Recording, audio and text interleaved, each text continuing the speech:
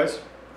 So first of all, let me apologize for yesterday's video. It was rather erratic and poorly done. The message was good, but it could have been contained to about 4 minutes and spared you a lot of ridiculousness. It's what I get for drinking half a bottle of wine thinking, hey, it's just wine, I can handle this, and it actually being like double proof wine and getting a little buzzed. So that aside, I want to talk to you about the idea of exploring multiple martial arts. See, for me, I consider myself a martial academic. I certainly train for reality purposes, but I also understand that the likelihood of me needing to use my physical skills in in real life confrontation is very, very low, and I believe that affords me the time and the fun to play with multiple styles across a broad spectrum, learning different techniques and nitpicking things.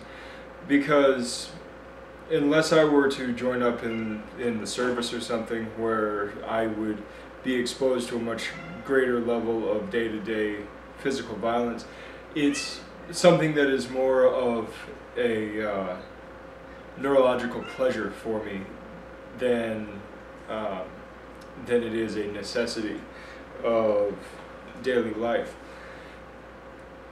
And so if you are 100% dead set on learning just truly functional, simple, easy to call upon martial arts, please stick with something like Krav Maga or Combat Sambo, or even something as simple as Muay Thai, or even though it's meant kind of for sport, Kyokushin Karate.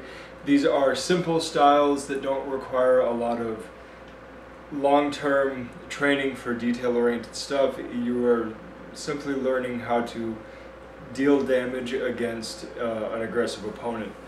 And they are very efficient, very simple, very useful. I mean, even Wing Chun, depending on the school you go to, is very much that simple efficiency. But there's a lot more detail involved in Wing Chun than something like Krav Maga. But for me as a martial academic, at this point I've got more than 18 years under my belt as a martial artist. I understand how to punch and kick and lock and throw, and am fairly good at it. And there's so much in the world that I would like to explore. And I was chatting with my wife today as we were standing in line at Starbucks to get a lovely, lovely Americano. Americano is a great, great drink. And she asked me, she's like, well, after Wing Chun, what's next? Because she knows me. Now, first of all, let me make this clear. I have no plans on giving up Wing Chun. Just like I never gave up Kempo. I may have stopped practicing the specific forms and combinations because those aren't any longer the important part. Same thing with Wing Chun. There may come a day where the forms themselves are no longer important to me, but the art, the strategy, the tactics will always be a part of what I've done. Now, there are many that I would like to explore based on different legendary statuses, or just they have piqued my interest. Hungar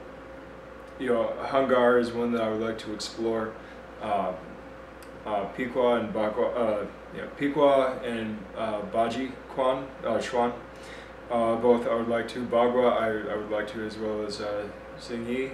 Some of the internals are interesting to me. Goju-ryu, Shorin-ryu, Shotokan, Kyokushin, some of the more traditional karate styles that preceded my Kempo.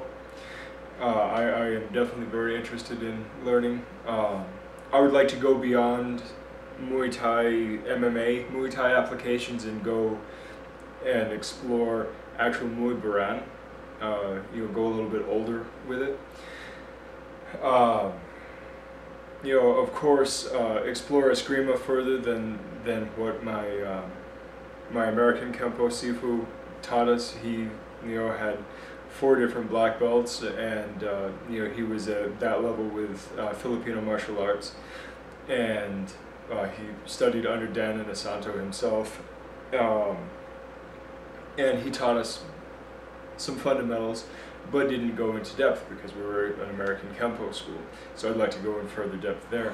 I would love to go to France and go to some more Sabat classes and Defense d'Anzaluru, which is the street fighting application of French martial art. I'm very, very interested in that.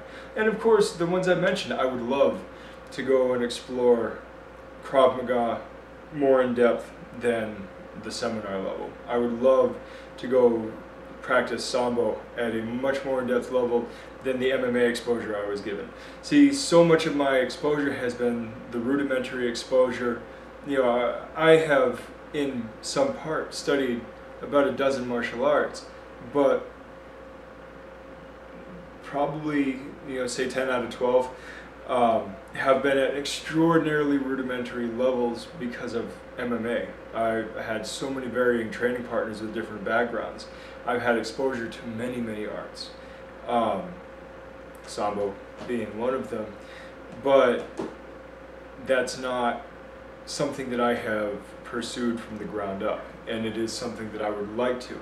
In fact, MMA is a great platform, provided you don't go to one of these big box gyms where they teach MMA, but getting together a small group of guys with much varying backgrounds and whatnot, that's important, because then you really get that broad experience of, okay, so this guy's in it, but he comes from a Kung Fu background. This guy's in it, but he comes from a Sambo background. This guy comes from a Taekwondo background. And you get to play with all that.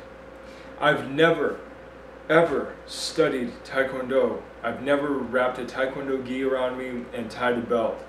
And they don't even call it a gi because it's not Japanese. It's dobak, right?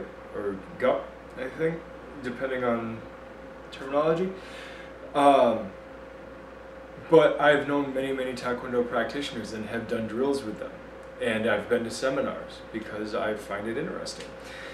And that's where, for me, being the academic martial artist, being the martial academic, is kind of the path that I am on. Because I'm interested in what made these popular and what made them legendary. Was it simply marketing, or was it that they fit the circumstances at the time in which they were built? Baji and Pigua are legendary in China, and they even say that when you put them together, that the gods and demons tremble or whatever.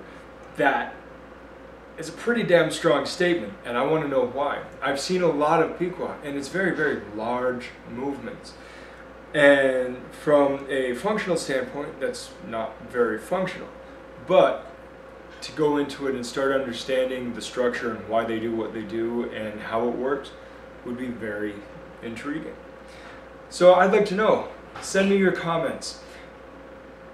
What styles would you like to know? What styles that you have not had exposure to, or that you've had only minimal exposure to, would you like to study? And let's even assume that you have nobody around you in 100 miles that could teach you. Would you be willing to learn from video courses? Would you be willing to learn from books? In the case, I'm very fond of Shuai Jiao Kung Fu. It's Chinese wrestling. There is not a teacher in all of Arizona, so I've got 2 books on it. I'm almost done reading one and about ready to crack open the other. Because if you have nothing else, at the very least, read up on it. See if there are a few exercises you can do. It does not substitute having a teacher.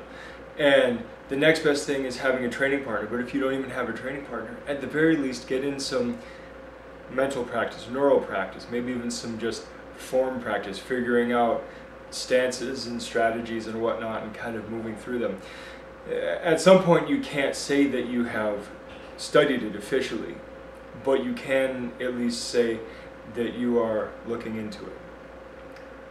And so here I leave you as personally a practitioner of Shaolin Kempo, American Kempo, Wing Chun Kung Fu, these are my primaries, but also Nanchuan Kung Fu, and which I cross-trained when I was doing Shaolin Kempo.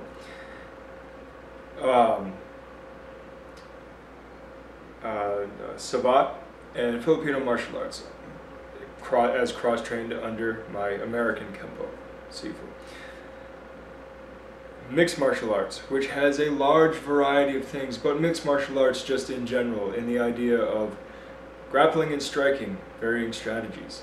I mean, everything from Western boxing to Thai boxing to French boxing, which is just an extension of the Sabat that I know, to varying forms of karate, to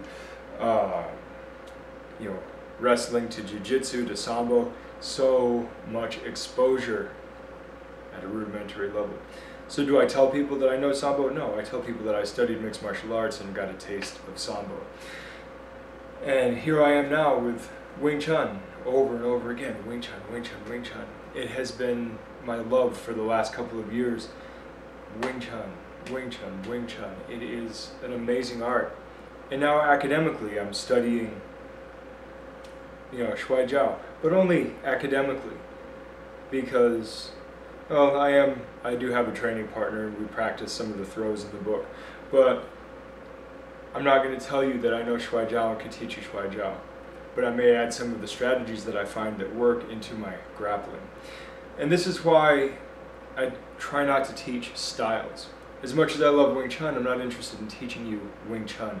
I would like to teach you simply martial strategy, martial form, martial concepts, tactics, movement skill.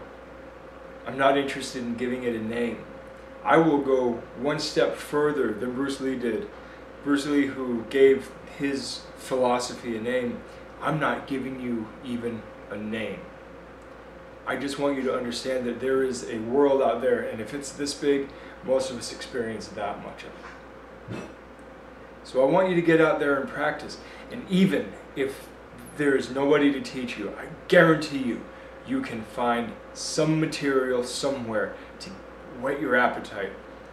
Because if you want it, if you love it, you will find a way to get to it. And on that note, I have talked way too long, and I will talk to you guys tomorrow. Good journey.